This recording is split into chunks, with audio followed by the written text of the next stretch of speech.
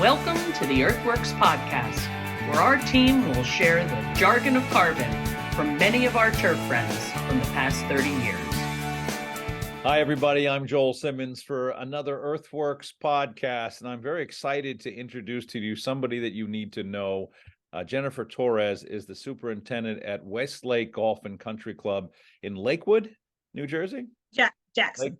In Jackson, New Jersey. You're about, 20 minutes to the beach? If that, yeah. and so you're about an hour north of Atlantic City, New Jersey, and southwest of New York City. So you're in that eastern edge of New Jersey and Ocean County, and you get all the wonderful environmental conditions of the Mid-Atlantic. And I've been really excited about wanting to have you on because you have done so many interesting things in our industry to support the industry. And I want to get into a whole lot of stuff. You've been involved in the associations.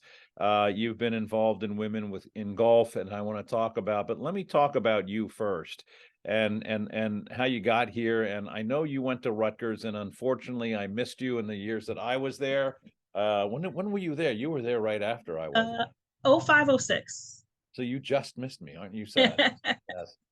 I'm sure, or did you miss me? No, we didn't. No. You weren't in my class. You just missed me.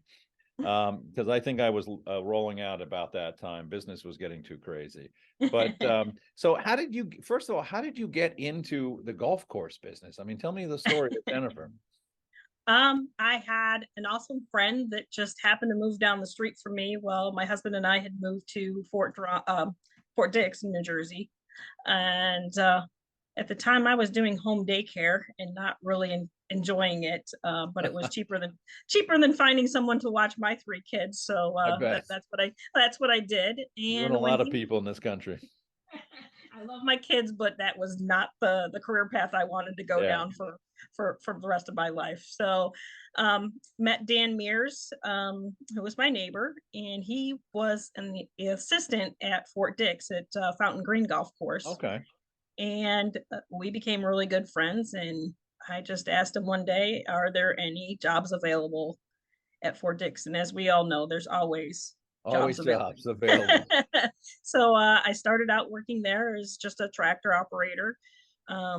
Had you ever done anything like this?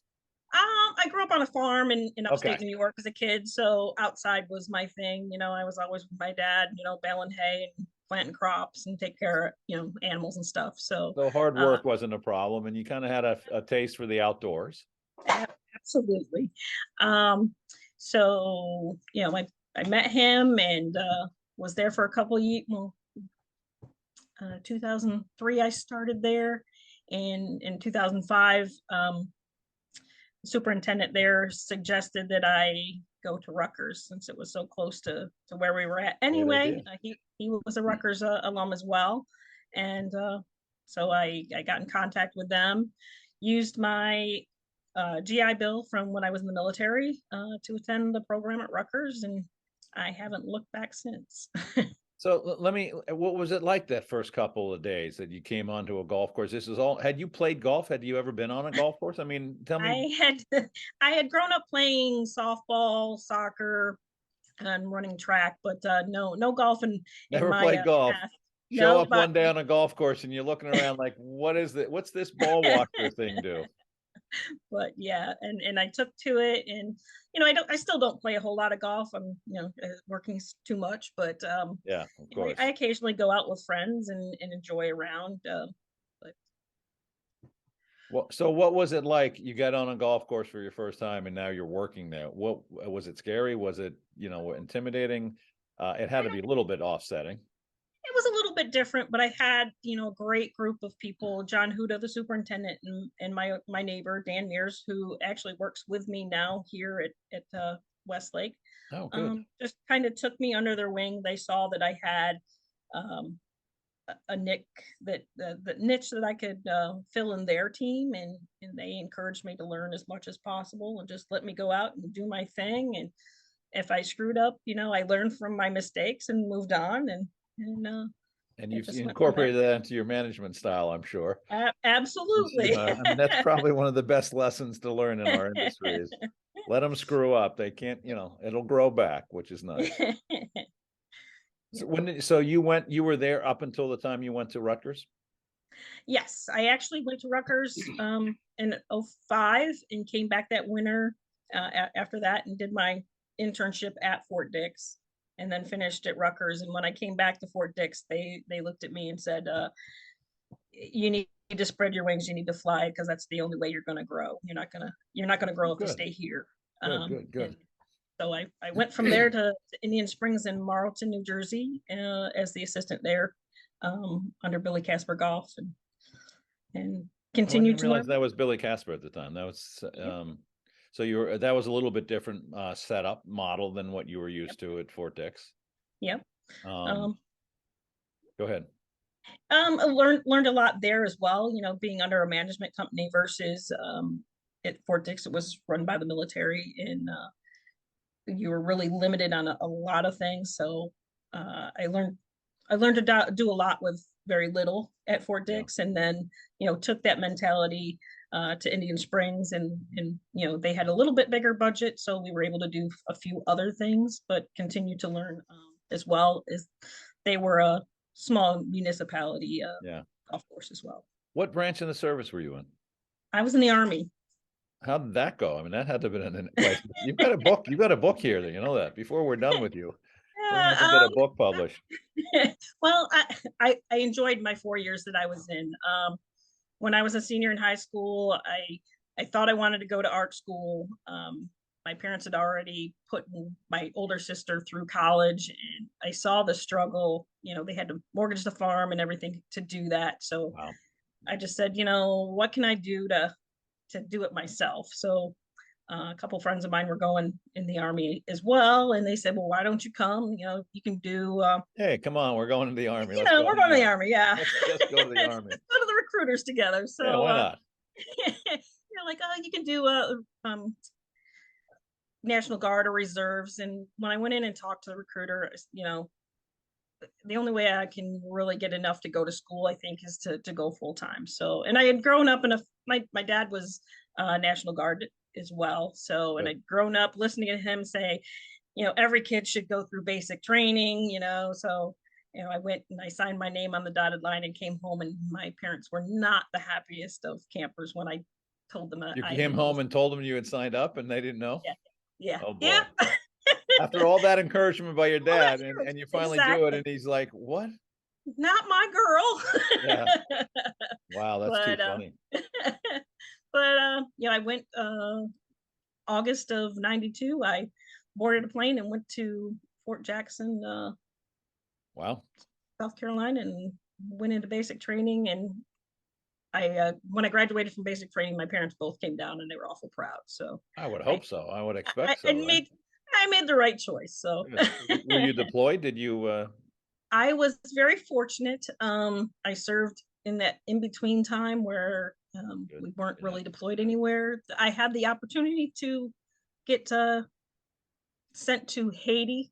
But at that time, I just had my first child, and I had an awesome lieutenant that said, there's no reason she doesn't need to come to Haiti when she can support the operation from Fort Drum and still be a mom at home. Because at that time I was a single mom. So, they allowed me to still do my job, but not have to go to Haiti. So it sounds like it wasn't a bad experience. Absolutely not. I actually served 1.5 years in Korea. So I got to see a little bit of the world too. So trying to get over there. We sell product to Korea, and I want to go and visit, but haven't quite made that trip. Wonderful. I bet. Be kind of fun. So did that experience help you in what you're doing today? The basic training material? Yeah. You learn to communicate. You need to learn to work with a team. Yeah. And are you a hard ass as a manager? Are you snapping the whip a lot? Absolutely not. I don't know you that well, but I figured you weren't probably quite that. Sometimes I have to watch it, that sometimes people can take advantage at points, but the majority of my staff that I've worked with have been wonderful. And, I consider them family more so than an employee. Oh, that's good, as it should be, certainly this day and age. So tell me about Westlake. You got there when? I got here in October of 2019, right before the pandemic. Oh, great timing. As the superintendent? as the super. Yep. Oh, good. So you've been there for a little bit. So let's talk about the pandemic. How did that play out for you guys? Was it a challenge? Now let me go back a little bit just so everybody understands. Westlake is and you can correct me if I mess this up. It's a retirement community. Absolutely. 55 and up. And the membership is exclusively from the community. Is that right? Or do you have outside golfers? We do have some, not many. Okay. But the majority of your golfing group is from the community so you're surrounded by houses and all that stuff. Yes, 1,400 homes on the property. Wow, that's a lot. And everybody's a member? They are not. So you still have to sign up as a member, but you have to be part of the community. Yep. But everybody that is a member is part of the community and they live right there on your property. So I assume you have 1,200 Greens Committee chairmen, and is that how this works for you? Absolutely. Yeah, and they all know everything about what you do, don't they? Absolutely. Yeah. I'm actually very fortunate. My Greens Committee chair and co-chairs are phenomenal people. I've been working with them for like 3 years now. And what they don't know, they are willing to learn and listen from people who do. So what the group that hired you, are they already through? Or are they out, the Greens Committee group? Most of them are out, yes. What's your management structure there? Who do you report to? I actually work for a management company, Lynx Golf Management. So I report to them. I did not know that. So tell me about the golf course. I don't know. I've been on it a number of times, a number of years ago. I don't know that I've ever actually been out there since you've been there, but my memory is it's a great course. It's I'm going to forget this, and I wrote this down, but it's an Arthur Hills course, right? Yes. Lots of mounds and right. A lot of mounds. I remember mounds. That's Arthur Hills. What year was that built? I believe we're at around 2000. So it's not that old. It was built during the boom of that era. Yes. That's kind of what I thought. So tell me, what's the day-to-day like? How is it for you? What's your struggles? I mean, you're in the mid-Atlantic, so for those who aren't in this part of the country, it's probably one of the hardest places in the world to grow grass. But and now you've got the job of growing grass. So what's the day-to-day like? The hardest part here for me is labor, as most golf courses. Yeah. So all your children are working there? You have to bring all the kids in because you can't find. They have at one point or another all worked with me at one point or another. So yes. You will work here tonight, kids. But this year I've actually been pretty fortunate. We opened up ads end of February and got a lot of people, feedback from people that actually came in for an interview. So I'm up to actually 10 people on my staff, including myself. Wow. And the mechanic. So some with past background in golf, some with none, which sometimes is even easier to do because you can train them your way. You don't have to change. Yeah, you're right. Exactly. Let me ask you that while we're talking about it. How do you vet people? What do you look for when you're looking for an employee? And then when you do find somebody, what are the kind of questions you're asking? What do you want to find out from a potential employee as they're coming in your shop? A lot of it's just, are they going to show up? What is your back? First and foremost, do you have a pulse? Will you actually make it on time? Have they, operated equipment? Are they,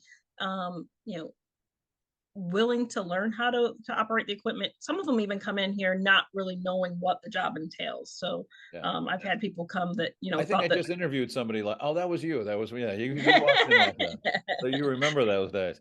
I mean, what are you looking for though, from the personality standpoint? Obviously some of the technical stuff would be great, but what kind of questions do you ask to find out if they're going to, culturally fit on your team?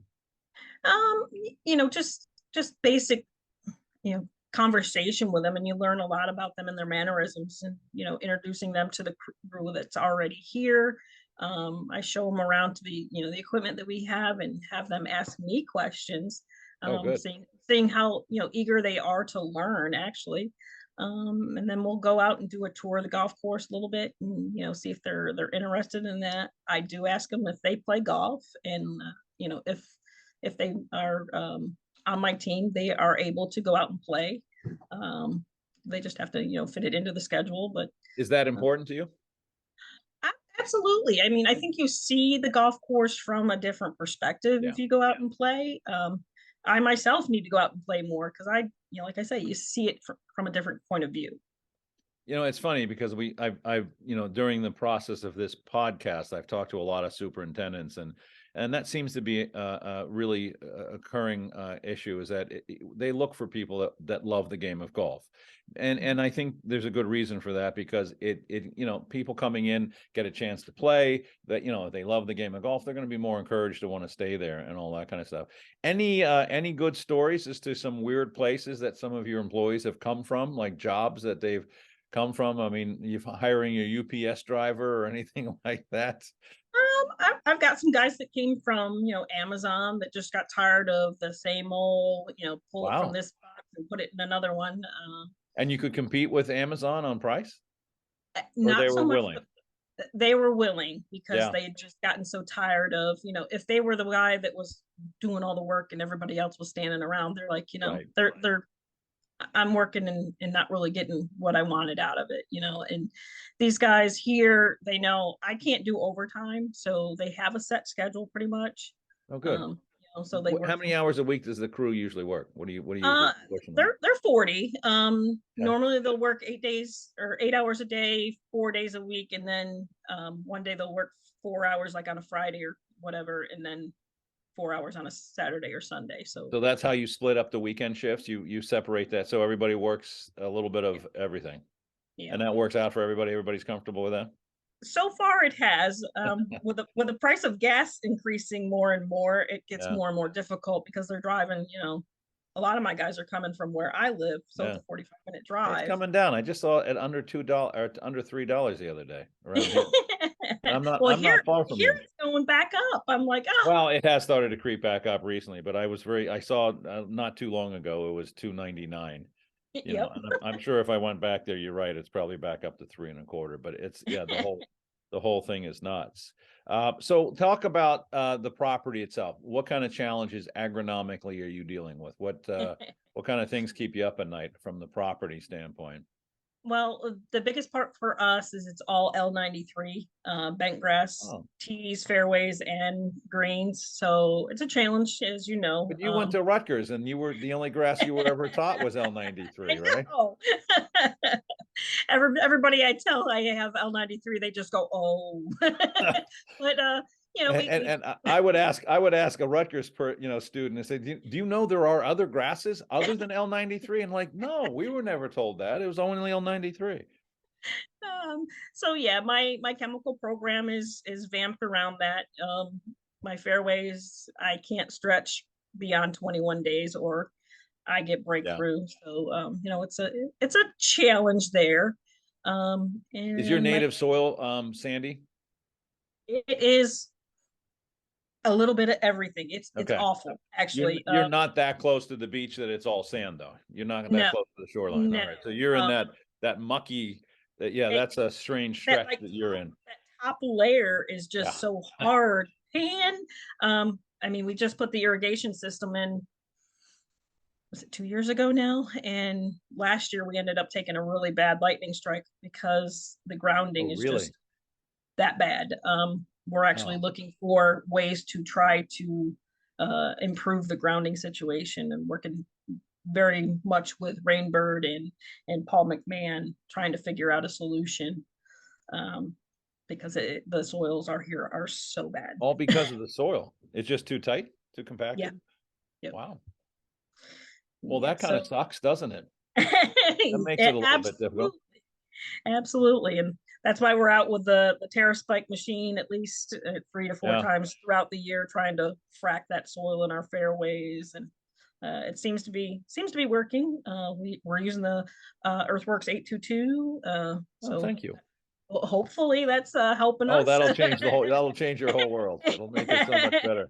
Well, we used it at Makefield and it seemed to work. Yeah. So I'm continuing. Well, to you use it. getting carbon into the soil makes a huge difference in opening up those tight soils, and obviously checking the chemistry and making sure calcium levels are right are important, and seeing all that kind of stuff. Are you battling a lot of disease issues? I mean, anything that comes up every year? I mean, again, you're in this god awful mid-Atlantic.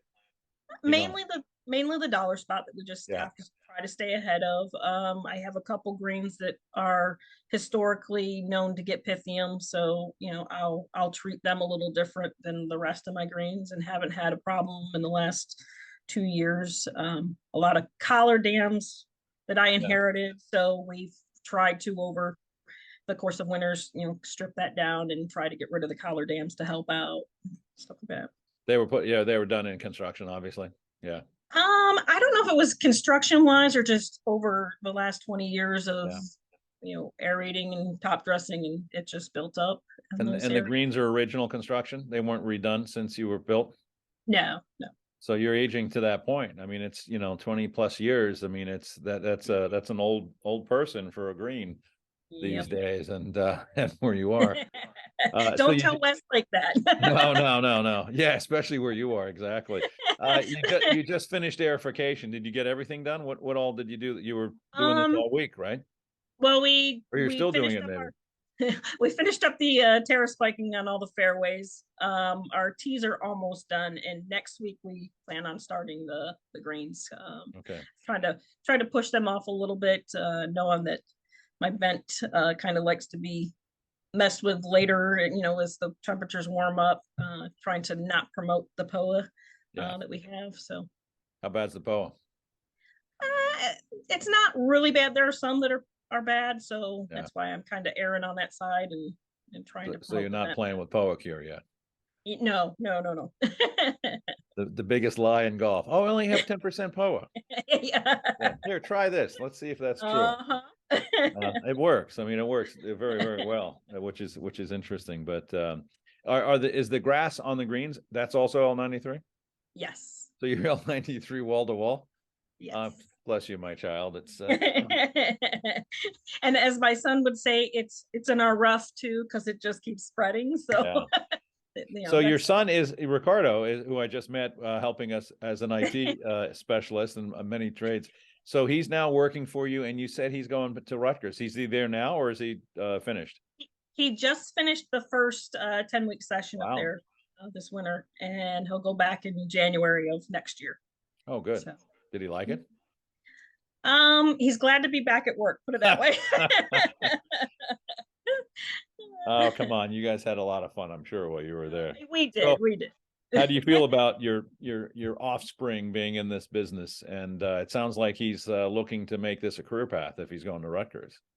I am very proud of him, and I've stressed with him, make sure it's your choice, not one that you think not mom's. You, because this industry can chew you up and spit you out really quickly. But he seems to have that passion. He is actually taking on the first tee course here in Ocean County. Good that's going to be his three-hole baby for this year, and we'll see how he makes out. Oh, very nice, very nice. So I was leading to a question of you would encourage your children to get into this industry. Obviously, that's a lot of folks will tell me no. Anything else? Go to Amazon. You'll make more money, for God's sake. Yeah, but you'll hate it. You'll be in a box and it'll be horrible. Yeah, I encourage them. I tell others, you just have to have that mindset that it's not a 9-to-5 job, and you have to have a passion for it. If you don't love what you do, don't do this. But I definitely love what I do. Good. And does your son play golf? We both go out and play a little bit. Oh, he's not in that, so that's not his first passion in the world. Yeah. All right, let me talk. You have such a fascinating background, which is why I wanted you to get on here. But I want to talk about your work currently and your aspirations in the associations. You are currently the treasurer and former secretary of the New Jersey Golf Course Superintendents, and you ran for president of the National Association. Well, not president, just a board member. I'm sorry. Well, everybody becomes the president, I guess. Eventually. Sorry. I misspoke. But you actually put your name in the hat and have aspirations to get back into that. Now, obviously, you didn't make it the first go around, but people probably got to know you. I mean, you've done a nice job, and I again give you a lot of credit. You've done a nice job of getting your name out there, which is important in our industry. You're very visible on social media. You've been very obviously involved with the association. So everybody here in Jersey knows you, I think, very well. and your reputation precedes you in your ability to grow grass. But now you're getting yourself into the associations. What made you want to get into that? I mean, there's, so many people that we talk to now, like, they don't want to have anything to do with this stuff.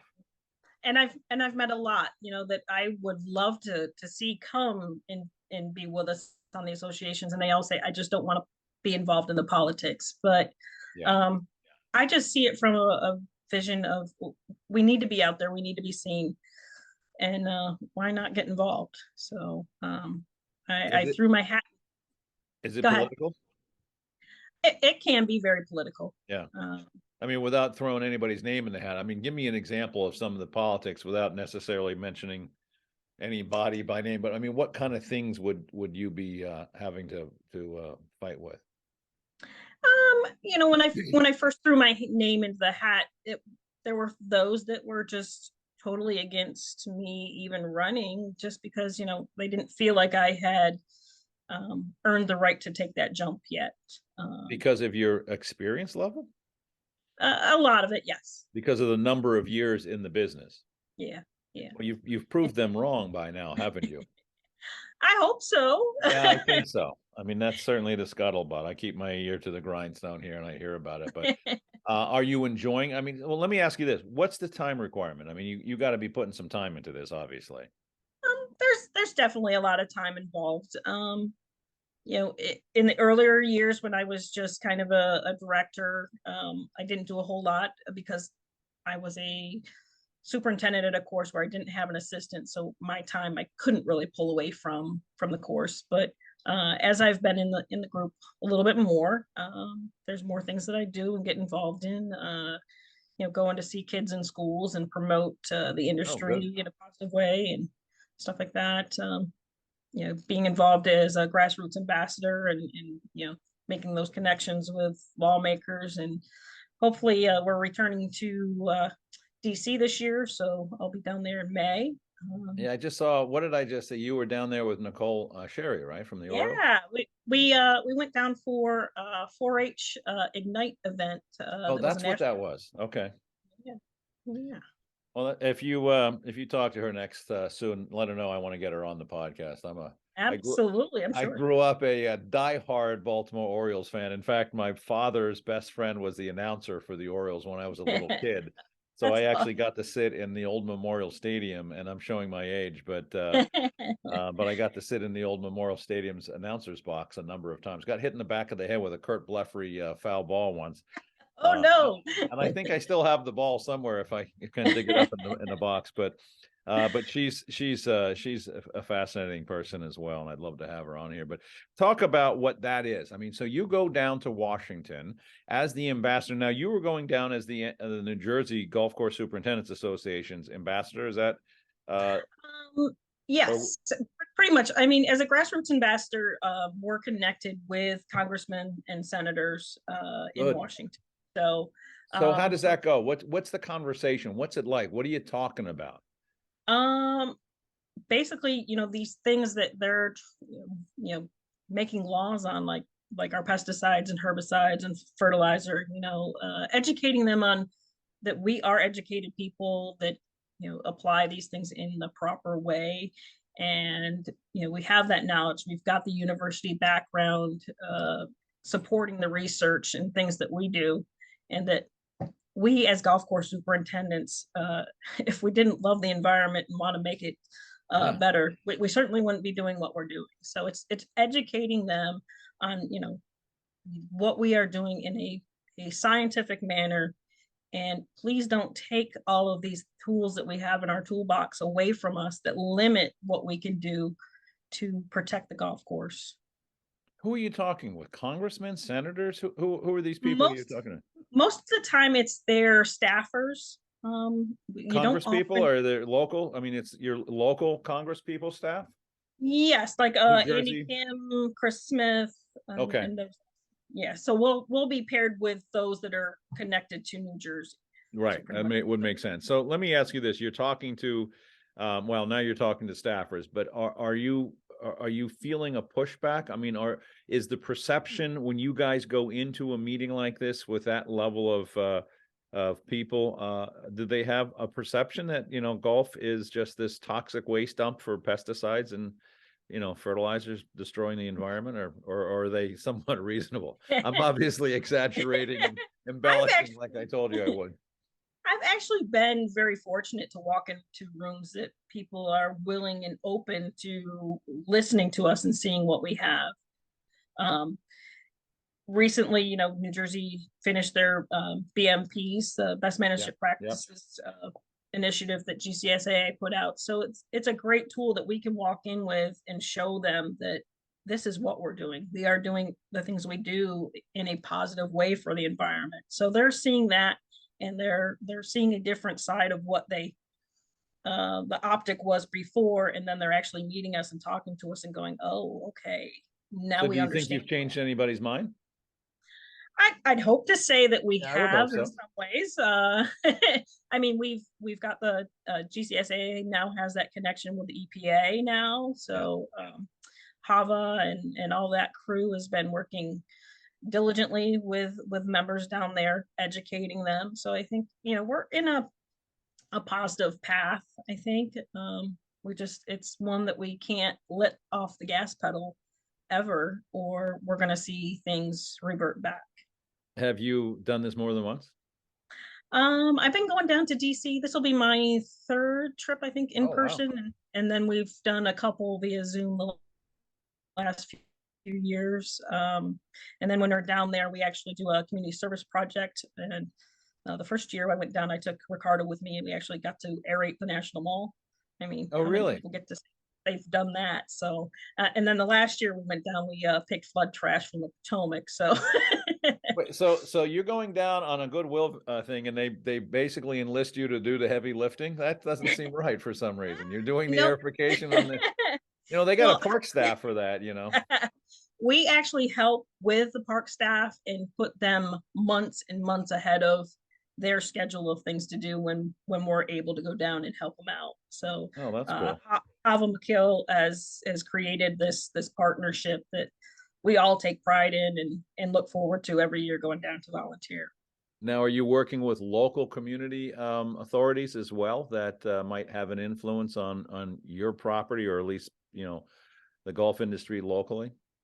We do put out, information when we see local laws trying to come into effect. We'll put out our blast, and we'll get Hava and them as well in on that and try to communicate.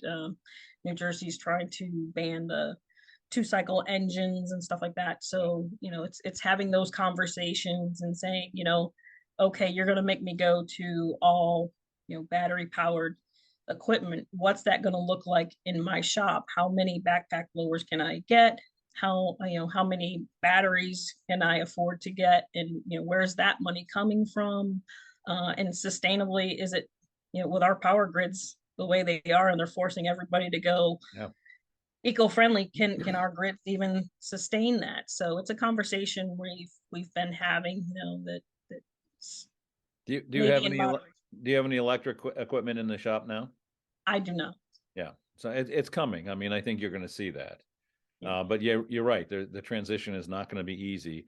That'd be an interesting conversation for us to have here on the podcast at some point. But there's no question that more and more people are going to, electric. I mean, and when you're saying that Jersey is trying to ban it, or is it the counties? It's Jersey, isn't it? It's the state. I believe it's the whole state. Yes. I think it's the state. Yeah, I had read this and I couldn't remember if it was county by county. But yeah, I think you're going to start that's going to come down the road. I mean, everything that happens in California seems to trickle to New York. It does, doesn't it? Connecticut area. So yeah. It slides across the country eventually and gets to us. Let me talk about your work with the women in golf, and I think I'm one of the biggest advocates. I fortunately had Troy Flanagan on here, and a couple of the ladies that were at the Olympic Club, and it was really the beginning of this whole activity of the women in golf thing, and it was such a for those that haven't had a chance to see that podcast with Troy, and I think Laura Beth was on with me. I'm maybe Jessica. I don't even remember now. I'm sorry. But I know Laura Beth was on one with me, and she's been on a couple of times. But the Olympic Club experience for so many of these women in golf was such an exceptional experience, and for Troy to pull that off as well as he did at that level. And I've talked to Troy one-on-one a number of times about this, and he had a blast. I remember him telling me his daughter and his wife, and he sat down and put together all the swag bags for all the folks that came. But what a great experience. And then you got a chance to go down to Pine Needles last year for the Open. Have you done any other tournaments? I volunteered a little bit here in New Jersey, just, for weekends here and there, but not for a full tournament. So that was my first real experience being involved in a tournament, and wow, what a tournament it was. Yeah, go ahead, tell me about it. How was it? What was your impressions? Just walking into that environment, knowing that David Frichte's mechanic had been in the horrific car accident, not a week or two ahead of us getting there. So the morale with his crew was kind of down. They were all experiencing that, and then to have 30 women just show up and say, "How can we help? Where do you want us?" Generally speaking, that would be a lot of fun, but in this kind of time, that might be a little stressful. But how many of these folks did you know? I knew probably half of them. Oh, did you really? Oh, good. From where? I've been involved in the Ladies Leading Turf event since it started, when Leisha organized that. I believe it was 2018 down at San Antonio. I didn't realize it was that long ago. Yeah. Yeah, that was when I first started meeting a lot of the women, because for years I thought I was by myself. I mean, even it's funny now that Jill Seymour and I are so close to each other now, and never really knew each other until probably 3 years ago. Really, that's kind of, it's interesting you say that you felt alone in the business, because there weren't, when you got into the business, how many women were superintendents? Not many. No, not many. And the fact that you got through it as well as you have is a real testament to your abilities. But you've got to get to know, it's a great group. I've got to know a lot of them.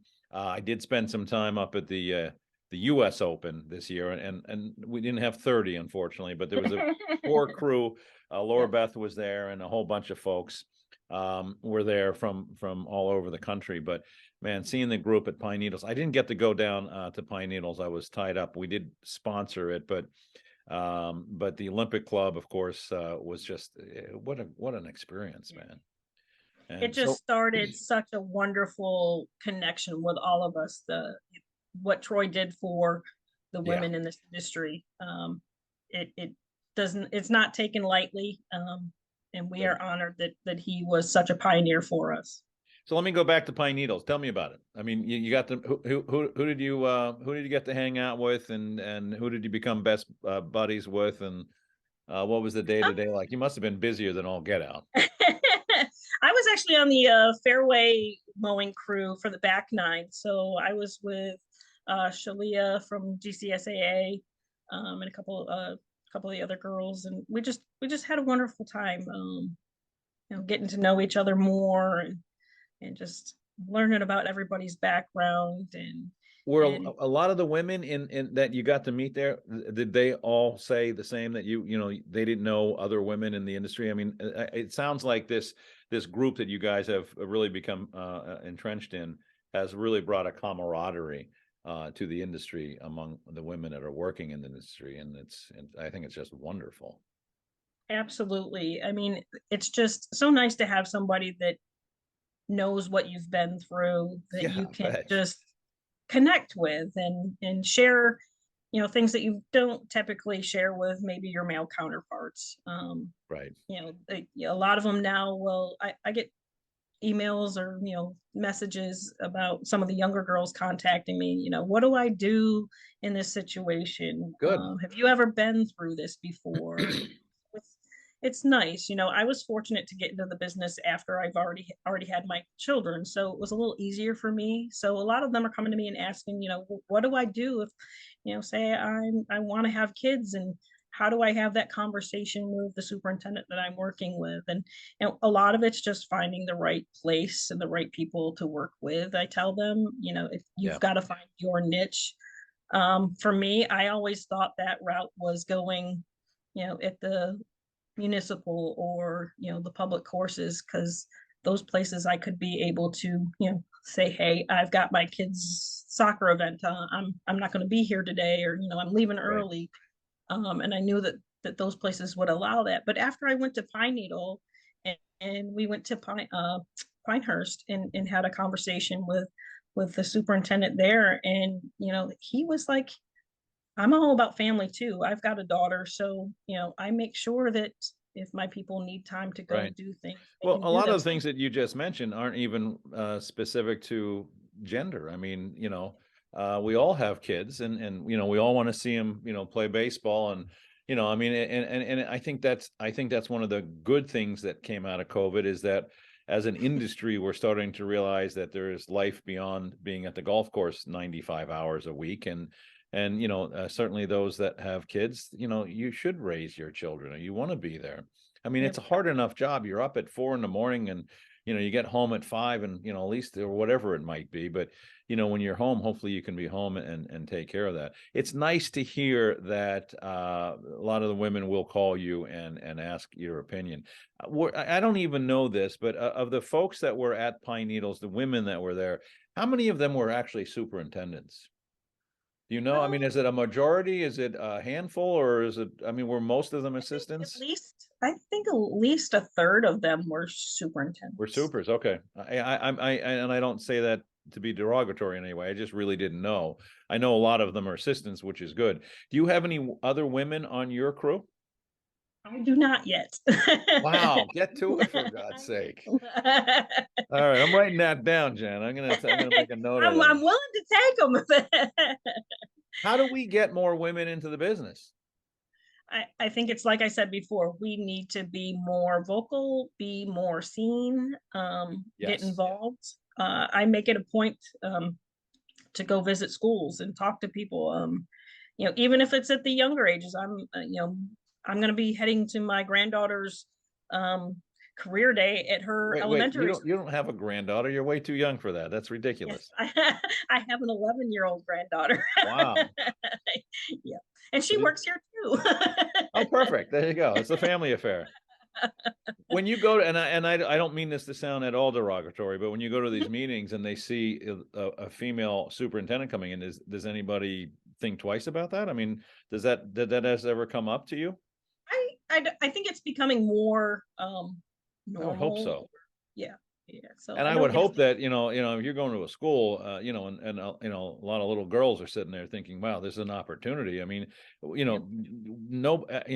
need people. I don't care, where they come from. I mean, and I can say from experience watching, this group of women working these, tournaments, I don't think you're going to find a harder group of people, harder working group of people, and they do it really well. What's the future of this activity? Women going into the Open. I mean, is this going to be a national platform at the Opens now? I mean, is that the plan? That, I believe, is the plan. I'm hoping it continues to happen. I know, unfortunately, I'm not able to go to Pebble Beach this year. Since it's in July, so it's a little hard for me to be away from Westlake for a whole week in July. But the following year is Lancaster, and I'm truly hoping that they'll invite us there to help out. Well, I happen to know that gentleman quite well, so let me know. I mean, and I say this, I mean, I can see some pushback in some of these clubs with some of these women's tournaments, but I would contend definitively that there is not a better working group, and I think some, I mean, some of it is perception, is they don't want to be overtaken by this whole thing, and I get that, but the bottom line is that, especially for the Women's Open, it's such a camaraderie, and just to see, and everybody's so excited. I mean, it's a lot of fun to be around. Absolutely. We were down at Pine Needle, we were in with Troy or David's group, and after being there for 3 days, they finally realized it was okay to come and be with us, and we ended up hanging out in the house and drinking some beers together, and singing some karaoke, and Yeah, I was gonna became say. really good friends with the crew there. So it's building more family. That's how we Yeah, saw it. exactly. So I take it you've made some pretty close friends from this group. Absolutely. Good. Absolutely. Well, that's important. Tell me about the actual Women in Golf, the one that you were saying was started in 18. Tell me about that whole organization. I mean, that's a little bit different than just you folks going off to the tournaments. Leisha from Canada had Yep. seen, that we really needed to somehow bring us all together, that we were all over the world, but nobody knew each other. So, she reached out and created this group of women that we would come together at the golf industry show, and get to know each other more. And each year that program has grown more and more every year. This year we actually had the panel discussion with a bunch of the women from Pine Needles, and Yeah. it's just we see it growing. We see the movement taking, that snowball is rolling down the hill, and it's picking up momentum. So, Are you feeling any pushback at all I from the haven't. industry? Good. I I'm glad to haven't. hear I that. think they're all looking at it in a Yeah. positive way of, hey, we forgot about the other 50% of the population for a long time. Let's Right, exactly. let them help us. Yeah. That's And they're damn good, by the way, and they work really hard, and sometimes work twice as hard because they have to, unfortunately. But Yep, we all uh, have that mentality. So yes. yeah, which is, and again, it's such a great. I mean, I've talked to a number of superintendents recently that are going into schools, and they're seeing, and again, I'm not trying to make this sound strange, but they're seeing, young girls that are asking good questions about, this is an opportunity for me to have a career and a good career. And women, much like men, don't want to be in a place where they have to move boxes around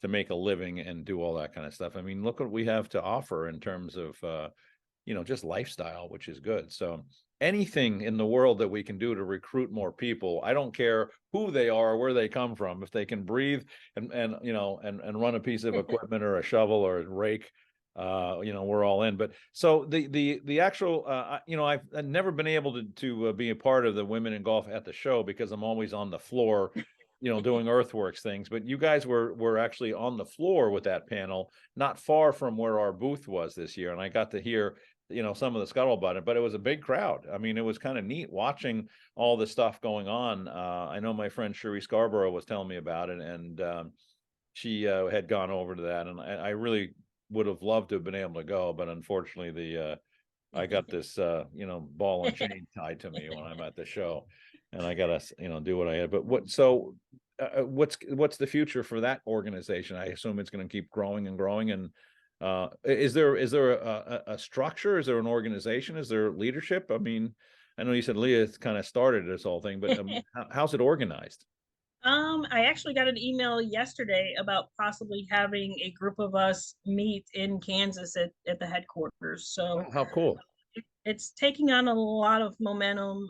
They're seeing the value in having us all in one room and talking about it and seeing what we can do to inspire the next generation to come in. I mean, I think assuming, and I'm going to make assumptions that are probably rude, but I mean, with your military background, I can't imagine anybody gives you crap at the shop. I mean, I can't imagine that there's, you just impress me as somebody who is very confident and capable, obviously. But I think that's some of the conversation I've had is that, just being taken seriously in the job itself. But with your background and now your years of experience, and you're proven that you're good at what you're doing, I can't imagine that you run into any of that. And you got your son there to beat up anybody if you need, right? And I think a See your lot of muscles. That why you brought him in there? He can like knock somebody around a little bit. I think a lot of mine is, they understand that I'm not afraid to get down and dirty and in the trenches with them, so they respect that. And I've never had a problem with any of my employees. Do you consider yourself a working superintendent? Absolutely. So I'm you're more out than there. happy Yeah, you're out there moving machinery and digging holes and Let me ask you a couple silly golf course questions. I mean, here's one I always ask because I think it's so important. And I remember back at Rutgers days, it was the hardest thing for us to teach. How do you teach a new crew person how to water? I just typically go out and we'll have a feel.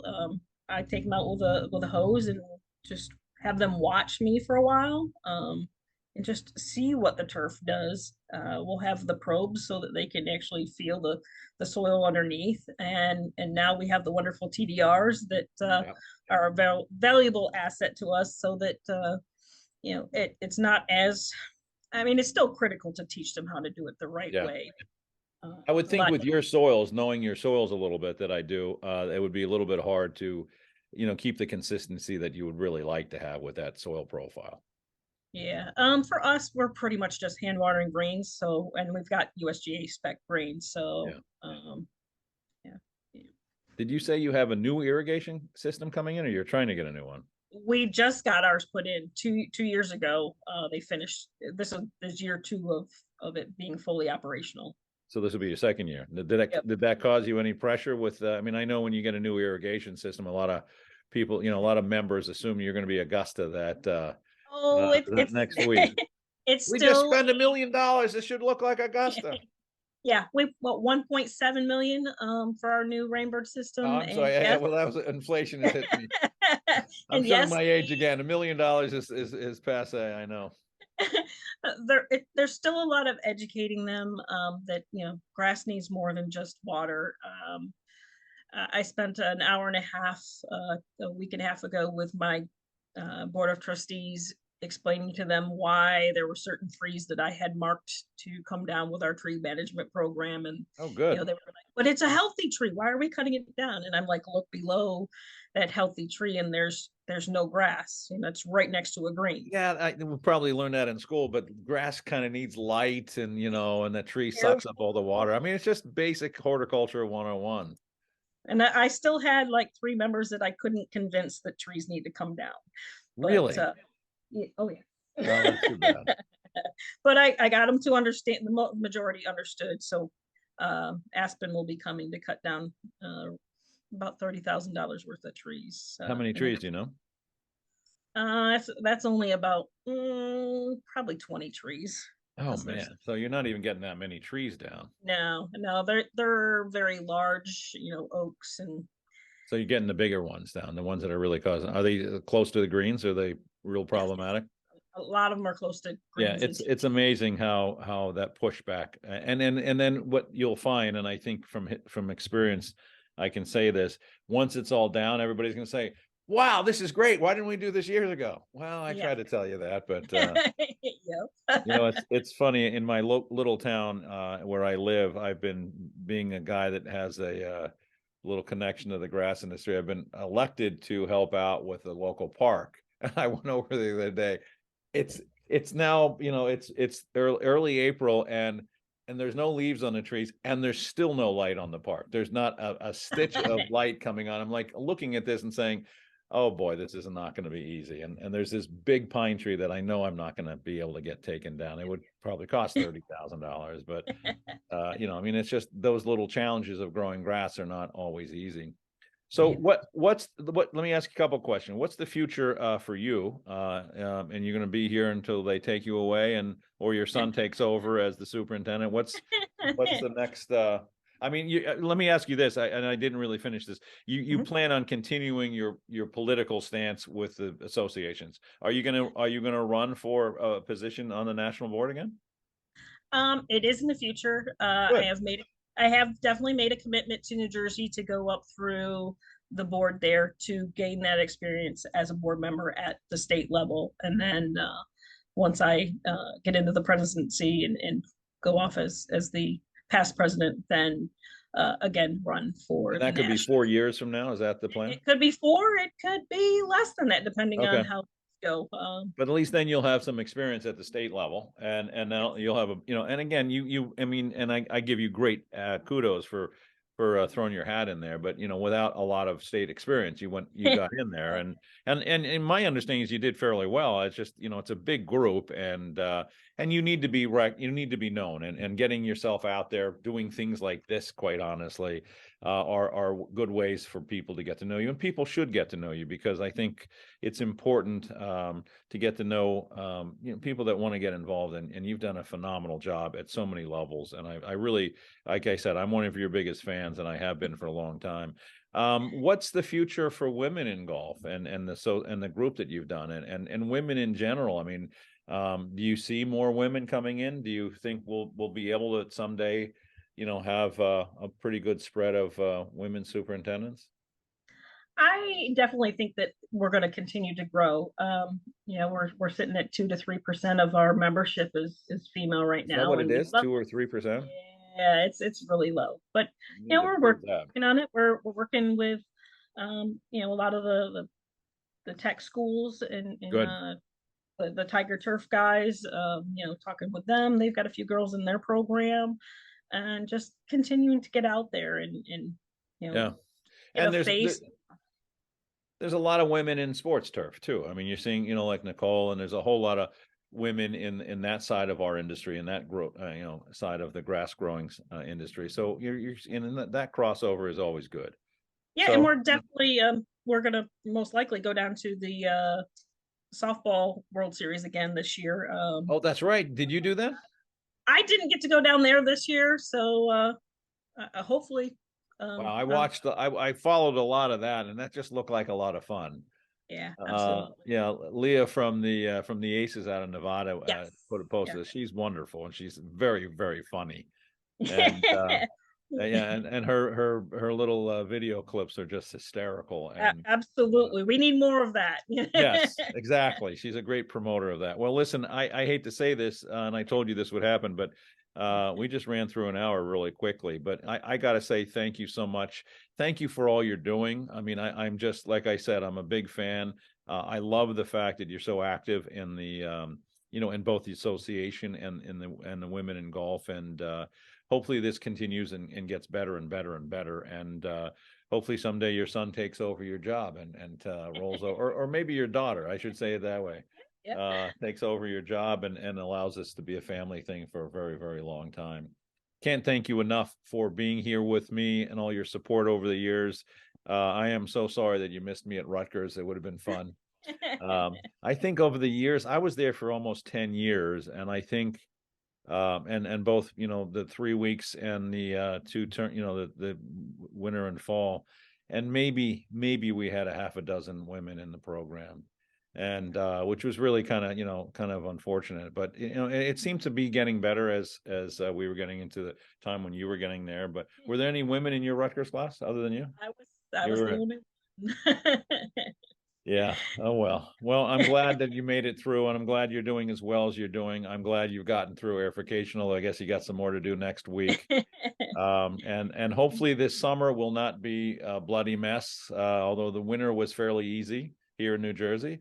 So maybe that's a sign that it'll be an easy summer, or the exact opposite. So one way or the other, Jen, I wish you the best of luck. And Jennifer Torres from Westlake Golf and Country Club, thank you so much. Thank you for having me. And folks, that is the EarthWorks podcast. If you're not a subscriber, please subscribe so you can be notified of cool people that we bring onto the podcast. And we'll see you next week with somebody else. Thank you so much.